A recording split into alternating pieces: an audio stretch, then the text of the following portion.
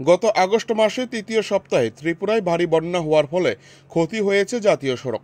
প্রচুর পরিমাণে বৃষ্টি হওয়ার কারণে আগরতলা উদয়পুর সড়কের বিভিন্ন জায়গায় ধরেছে বর্তমানে ফাটল। সেই সাথে নানা জায়গায় তৈরি হয়েছে বড় বড় খানাখন্দ। এবার বিশ্রামগঞ্জ থেকে উদয়পুরে আসার পথে ৮ নং জাতীয় সড়কের ইটভাট্টা এলাকায় বড় এক খানাখন্দ পরিণত হয়েছে। যে কোনো সময় ঘটে যেতে পারে বড় ধরনের দুর্ঘটনা।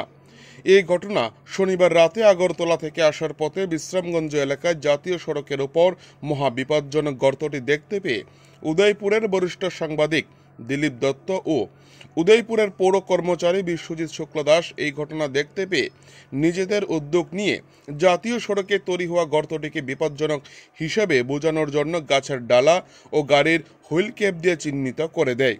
মনে করছে তারা তাতে করে দুর্ঘটনার হাত থেকে কিছুটা রক্ষা পাবে পথ চলতি যানবাহন।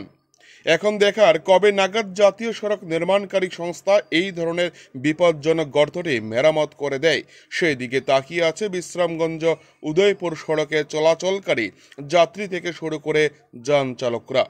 বিশ্রামগঞ্জ থেকে নিজস্ব প্রতিনিধি রিপোর্ট, টিভি 100 বাংলা।